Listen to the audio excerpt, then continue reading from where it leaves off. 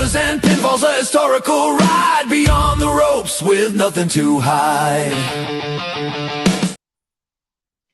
Hello, everybody. Welcome back to another episode of the Joe Monroe Show. I am your host, Joe Monroe. With me, as always, is the only certified wizard in podcasting, the bearded one, the man with the plan, the guy who is wrestling for fitness, the wizard, CZ. What?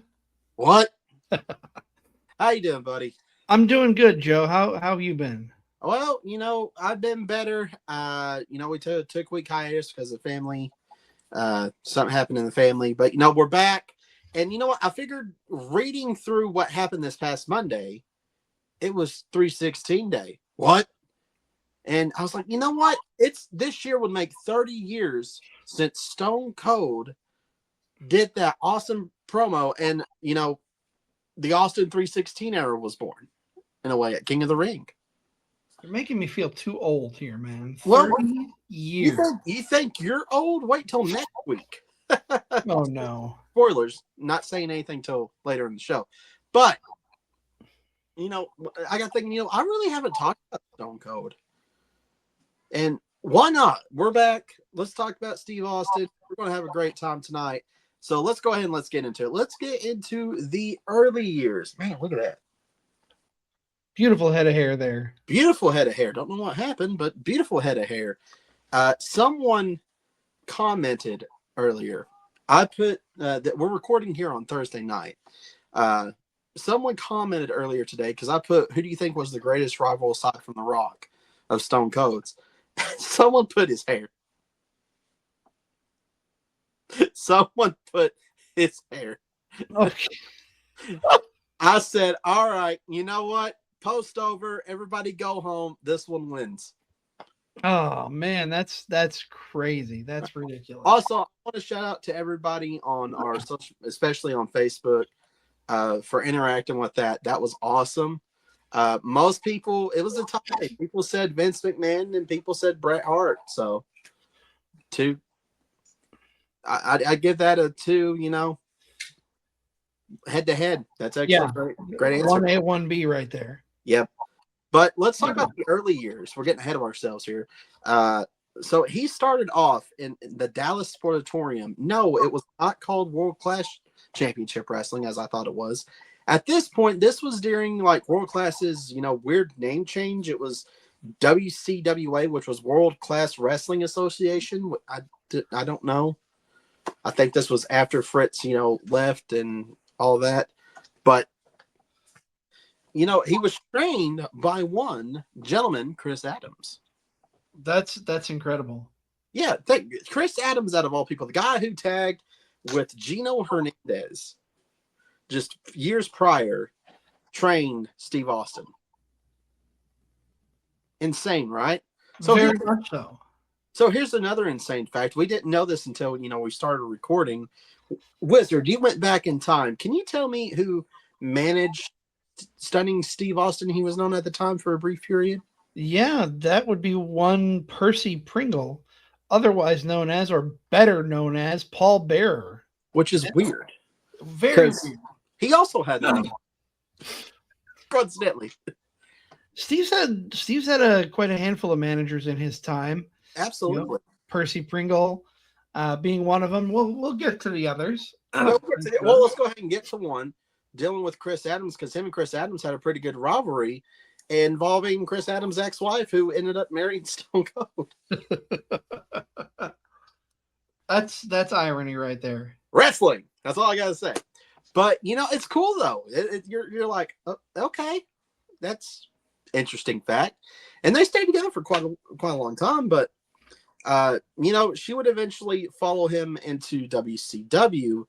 But before we get into the WCW years, he even stated that during those times, it was kind of training wasn't the best. So he kind of had to learn on the fly, especially when he went to Memphis, when he had to work for USWA and he was with Dirty Dutch Mantel because he had a match and he thought it was great. Dutch goes, "What the heck was that? You get you a chair, you sit out there and you watch the matches, learn a little something maybe." And he did. And honestly, that's the best way to train. Just sit there and take your phone, Didn't have cell phones back then. This is just for today's, trainees. Mm-hmm. Put your phones down, actually watch the match, learn a little something. And if you're not at an event, go back and watch. I mean, obviously, it's not watching tapes anymore. It's with the internet, but go back and watch some of the old matches of people. Exactly. So and back then they didn't. I guess kind of sort of they had that option, but not as much as what people today would have. So Right. but that's kind of cool because there was a lot of great talent that passed through during those times too. But speaking of great talent, let's go ahead. Let's get into the WCW years. This look at that. Okay, so this is kind of like a before and after type deal, and I did this on purpose. This is right when he started getting into WCW. You know, you had the long blonde hair and everything, and him holding the WCW United States Championship is right before he left. Poor guy looked so stressed out, it's not even funny. Right. We'll get to why in a second. But when he first came in, it's the darndest thing. It's escaping me. It's probably all the concussions I've had. CZ, was he not part of an alliance? Oh, a very dangerous alliance. Dang it, you're right. The Dangerous Alliance. Go ahead and take that away. I know that's one of your favorite stables. Oh, yeah, absolutely. I mean, I love Paul Heyman and everything he does. Pretty much everyone he puts his hands on turns to gold, with few exceptions. We won't talk about that. Ryback, I'm looking at you. But no, he was the leader, then known as Paul E. Dangerously. Yep. In the WCW incarnation. I guess there were 6 different incarnations of the Dangerous Alliance, but we're focusing on the one that Stone Cold was a part of. He was in the presence of Arn Anderson, Bobby Eaton, Larry Zbyszko, Medusa, Michael P.S. Hayes, and Rick Rude. P.S. Hayes. P.S. What is up with Michael P.S. Hayes and Stone Cold's career? I don't know. We'll get to him later on. We'll backtrack because he was a Freebird fan. Because he grew up in Texas, around Dallas, Texas area. But P.S. Hayes will become very instrumental in Stone Cold's career with one move. We'll get to that later on. But after the Dangerous Alliance, he was part of probably one of my favorite tag teams. That's right, the Hollywood Blondes. And the sad part is this was a thrown together tag team. As far as Steve knew, one day he was just going to go on a singles run, going to go for the United States title. All of a sudden, Brian Pillman stops him. Hey, Steve, we gotta come up with a name, man. What are you talking about? We got to come up with a name. They're throwing us in a tag team. What? So, but they made it work. That's because they had such amazing chemistry together. Yeah, and it's weird. It's always the stuff that, kind of last minute thrown together, not just in wrestling, but in life in general, kind of works out for the better. A lot of things that you look at as when it first happens as what the hell, this is the worst thing ever. Not necessarily the worst thing ever, but some of them turn out to be the best thing that ever happened to you. Oh, absolutely. And this was definitely on that at the time, on that line of thinking with Stone Cold or with Steve, stunning Steve at this point. Still stunning Steve at this point. That's right, because he was stunning Steve until he kind of left WCW. But again, we'll get to that in a second. But yeah, they won. Yeah, I just noticed something when I was doing research. I forgot they held simultaneously the WCW tag titles and technically the NWA tag titles. So that would be kind of the second NWA-esque championship that Stone Cold held. Right. Because it was during that weird unification, kind of, we're moving on from the NWA. This is just WCW. And don't get me started with what they did to the big gold belt. That poor belt. Anywho, but it worked. They became quick fan favorites, and they lasted for a very, very short while. Hang on, let me get the correct amount here. Got a little cheat sheet. Looks like they lasted until, oh goodness. Well, I had it there. Looks like, let's see. Yep, the Hollywood Blondes were only from 92 to 93. So we'll say, yep, September of 92 until looks like August of '93. That's when So shy of a full year. yeah, not even a full year. Pillman was replaced by Steven Regal, whom Austin lost. You know, just another last minute replacement. Then Austin ended up joining Colonel Robert Parker's stud stable. Ended up having a little bit of a feud with Pillman at Clash of Champions in November. Then shortly after that, that's when he went on his United States title run. And it's weird who he beat. It's not Dusty Rhodes. It was Dustin Rhodes, who he beat 2 out of 3 falls for They call him the Natural. Yep, they call him the Natural, or the bunkhouse champion, whatever. But that's when he won the WCW United States Championship, which is yet another championship that not many people remember him winning. Yeah, and it's a shame because it was probably one of the highlights of his career at that point. Definitely one of the highlights. Not probably, definitely. 100%. Then he would go on to feud with Ricky the Dragon Steamboat for a little bit, which is, I believe, one of the most underrated feuds, in my opinion, even for WCW's terrible booking at the time. Yeah, and then he just got frustrated. He suffered a torn tricep, and while he was at home healing, I get a FedEx and fax, and I'm damned, I got fired. Which Stupid. That's like to equate it to today. If you're a younger viewer, that's like your boss firing you through a text message, essentially. Basically, yeah. But and it's weird to think that this isn't the only fumble that WCW had, because we mentioned time and time again, there's Steve Austin, there's Mick Foley, Triple H, who was terrorizing, and Jean-Paul Levesque. We could go on and on. I'm sure the Undertaker was in that list somewhere too. That is right. Well, was he part of the Skyscrapers at one point? I remember. Yeah. He may be a little callous, maybe a mean mark. I don't know, but but you get what we're trying to say here. There's a lot of missed opportunity, missed booking with great superstars, and the reason I'm going to say superstars is because shortly after that, Paul E. Dangerously calls up Steve Austin, and this is where we get superstar Steve Austin, or as I like to call him, pre-Stone Cold, before he officially became Stone Cold. Well, let's face facts. This was the birth of Stone Cold Steve Austin, even without the name. Oh, absolutely. Absolutely. Just those promos alone were Steve-a-mania, brother. And Paul E being who he is, just let Steve go. Yeah.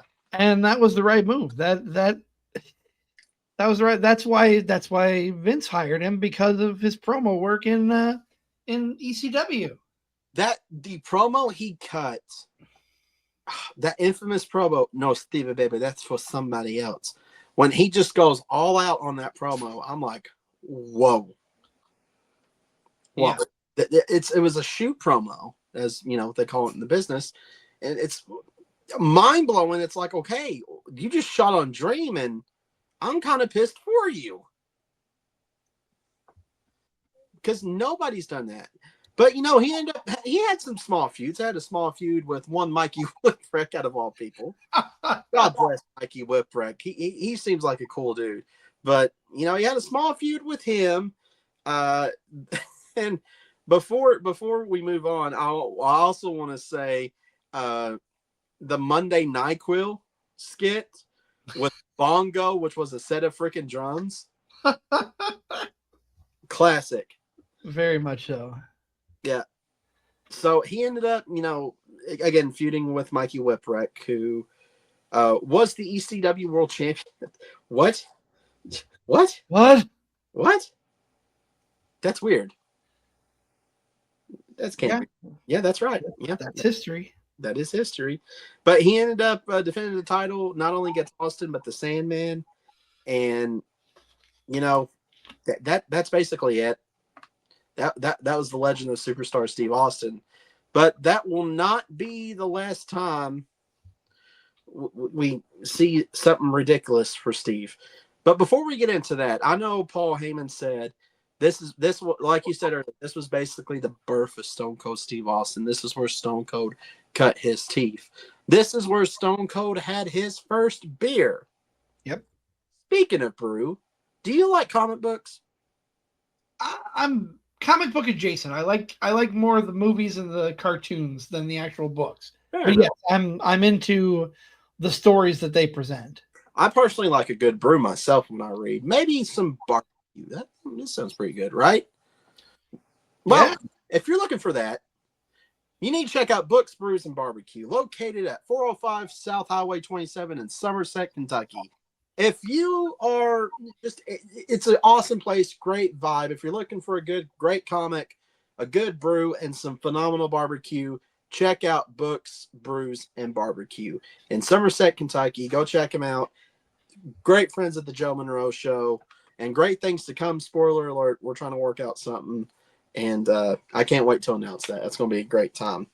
I'm not a drinker, but the other 2/3 of that equation, I wish I lived a little bit closer to you, Joe. Exactly. Oh, dude, the pulled pork nachos alone. Oh my God.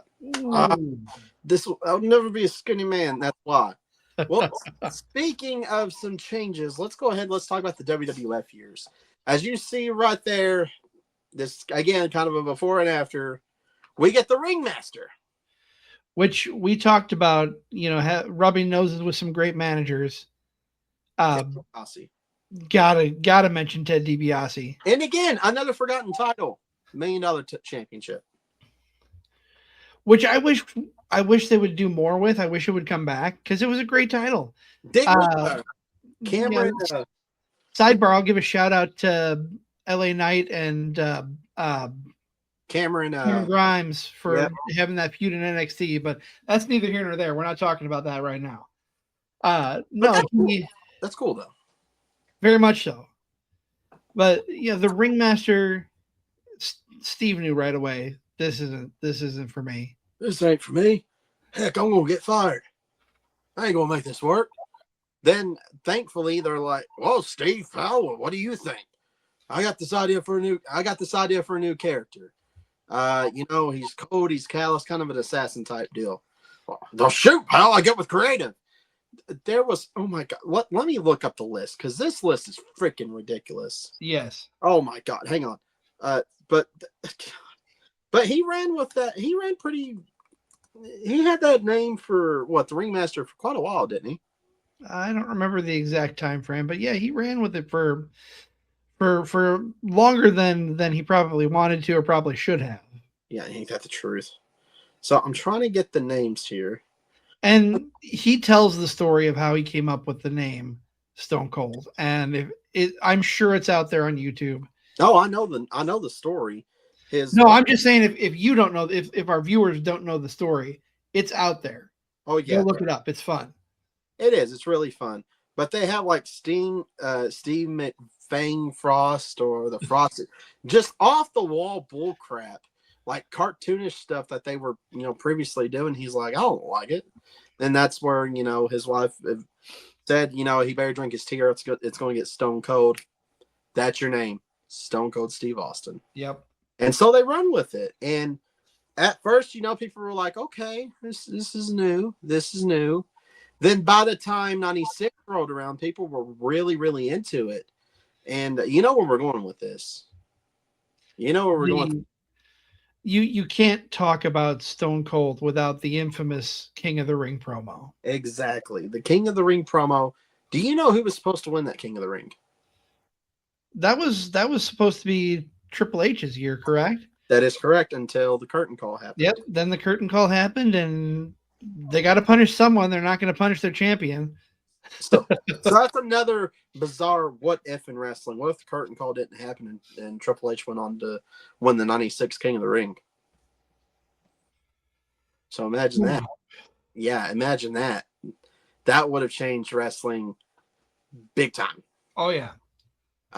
But with that, you thump your Bible, you Your prayers that didn't get you anywhere.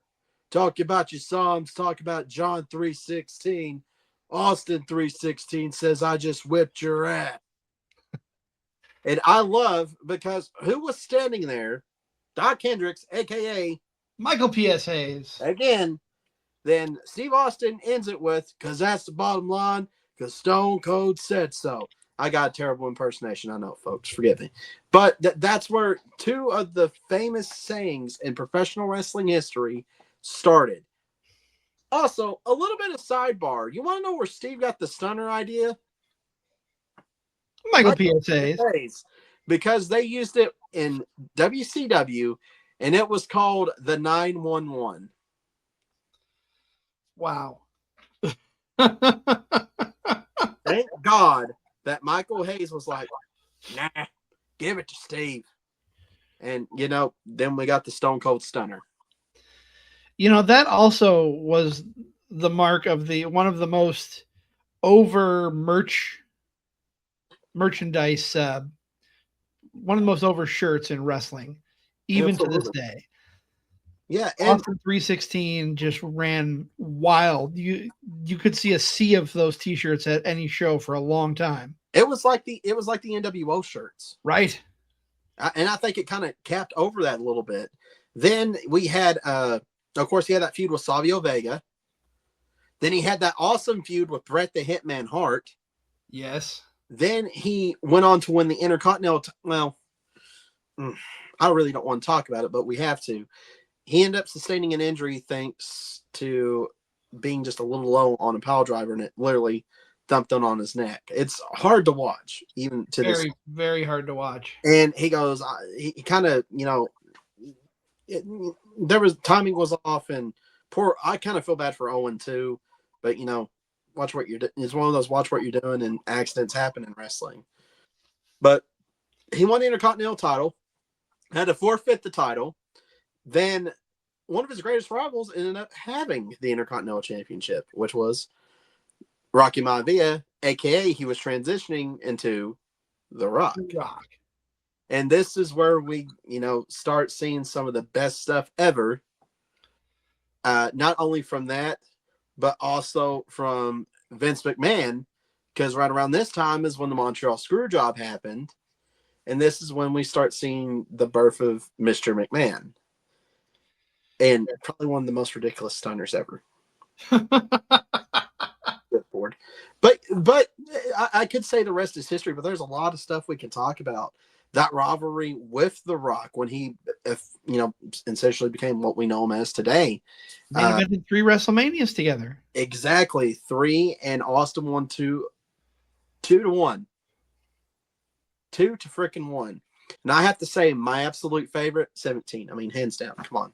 Oh, absolutely. One of the best events in wrestling history, in my opinion. One of the best.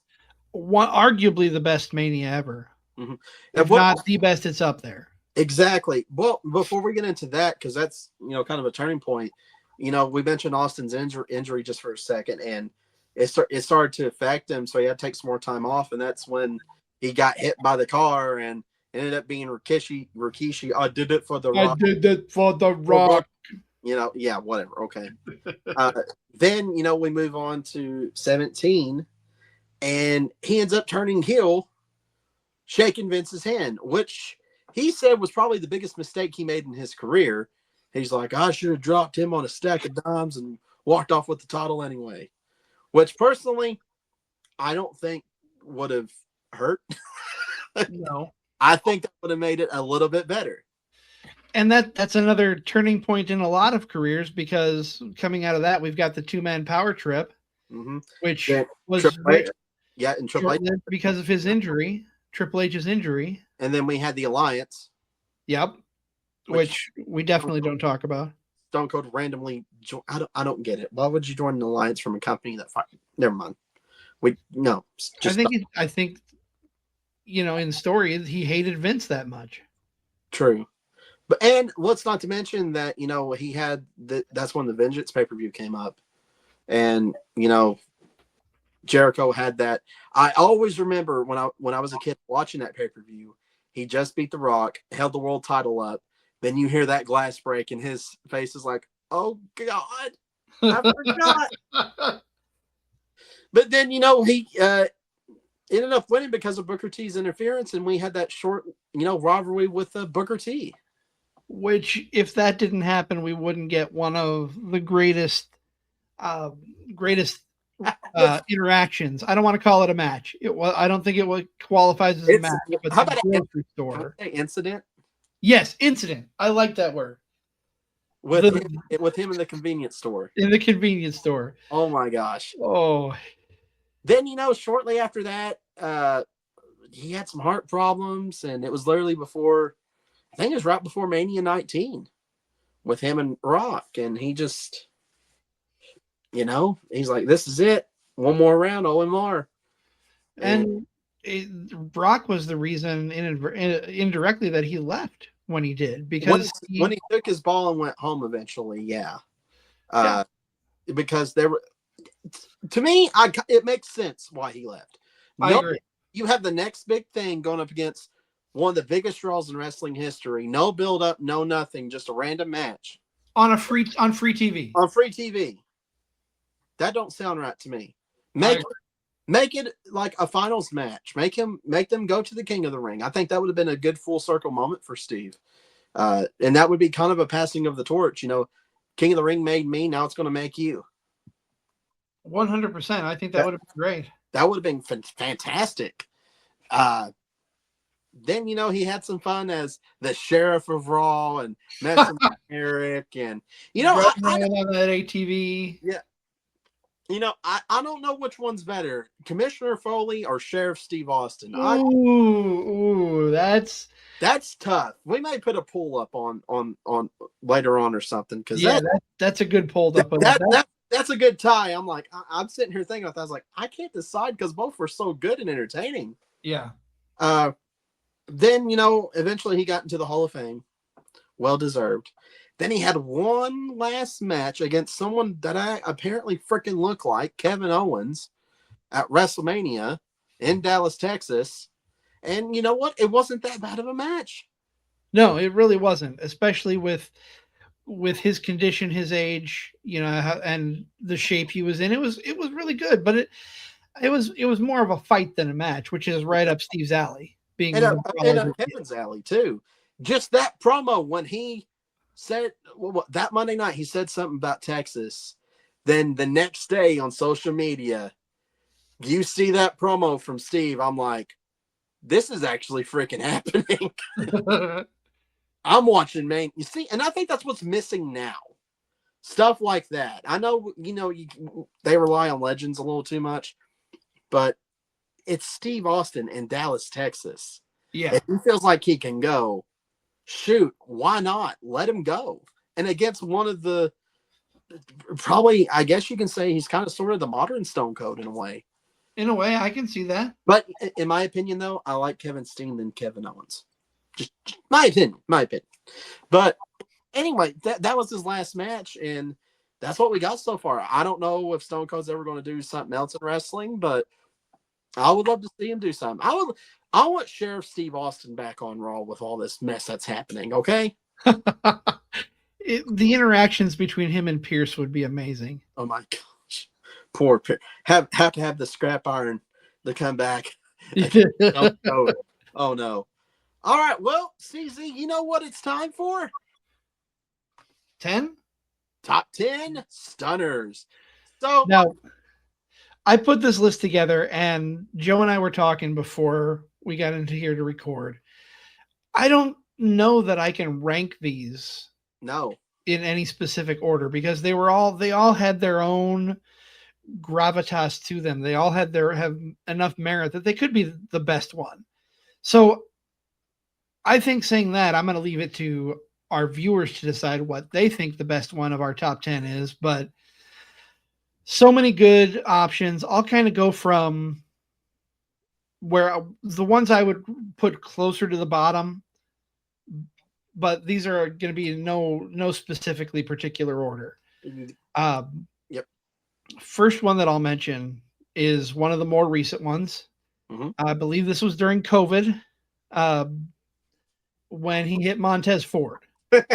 and Tez did like this freeze before he fell down. And Austin's just like, okay. Oh man, so many good ones. Let me. Can I throw one out there? Pulled up. Can I throw one out there? Absolutely. Shane McMahon. Yes. Shane did a fantastic job. Shane, and I hate saying this because he's taken two of the most terrible stunners ever. Vince. Yeah, but they may have been terrible, and the ones that are terrible are memorable, but the one that stands out to me the most, that was probably the most entertaining, is the seizure stunner. The first one? Yeah, where he's like acting like he's possessed on the mat. He went over Steve instead of falling behind. He was like, "What are you doing?" Of course, one of my all-time favorites. I'll give a shout out to Santino Marella and the salute. That a lot of people want to crap on Santino. I think he's a little entertaining myself. I still think it's funny he got slapped around by Jim Cornette in OVW. We mentioned, I think we're about halfway through the list that we put together. Randy Orton. Yep. Randy Orton had a hell of a sell on the stunner. We talked about him earlier and can't leave him off this list. When he got eliminated from the Rumble thanks to the stunner. Booker T. Scott Hall. Probably one of the best sells of the stunner. I would put, if I were to rank these, Scott Hall would probably be number 3 in my opinion, but it's all the top 3 are all very, very close to me. So it's like 1A, 1B, 1C. Okay. Before we get to the other 2 that I would have in that top, shout out to Pat McAfee for taking the stunner and laying there drinking the beer while he's recovering. I thought McAfee did a good job taking the stunner, but absolutely. The other 2 that really stand out to me, Austin Theory. Oh yes. The leaping stunner. Yeah. And speaking of leaping stunners, I mean, come on. Best person to sell it is, the great one, The Rock. Yes. 100%. So we got the list right here. There's the list. Who do you think, just go ahead and give us your top 5. That'd probably be a little better. Or, mention which you think is the most entertaining, which one you think is the best. It probably ain't even on our list. Yeah, it might not be. So just leave poor Linda out of this. Yeah, just, no. Well, CZ, I think this about wraps it up, my friend. You know what? Remind the people where they can find you at. Well, you can find me over on the Card Subject to Change podcast at CSTC Podcast with my co-host Never Wrong, Nick Bull. We've had a couple of really good guests the last couple of weeks with Santana Jackson and Maurice. So check those out over on our YouTube page. This week we're talking to an Iowa, I would call him an Iowa legend here in the Midwest. His name is Justin Fowler, so I'm excited for that. Couple of other mentions here. We have our one of our 2 monthly shows that we do with our good friend Joe the Show Winkle. It's called Wrestlebacks. We just had our most recent episode where we talked about the Briscoes and FTR. We've talked about all 3 of the matches in the trilogy, which is one of the best tag team trilogies out there. Oh, absolutely. That dog collar match. Ooh. Oh, it's so hard to pick a favorite between those 3, but the dog collar is probably... Yeah, that's my top one. Yeah. And then next Wednesday, my good friend Zach Takis and I are back with another episode of Wrestling with Fitness. And we've got Central Empire Wrestling promoter Austin Bayless coming on with us. So that is right. Well, folks, as I said, we're kind of integrating the history of pro wrestling in this show together on Fridays. And you know what? Next week, it's another kind of anniversary. And I couldn't believe it until we were talking. And I think we're going to talk about the last Nitro next Friday. What do you say? I think that's a hell of a topic. 25th anniversary. Why not? Let's go for it. Bring it on. Bring it on. All right. Well, for the Wizard CZ, I am Joe Monroe. You all have a great night. And do me a favor, like, subscribe, follow. And you know what? If you're going to be a troll, shut up and enjoy professional wrestling. Let's go ahead. Let's get out of here, CZ. Absolutely.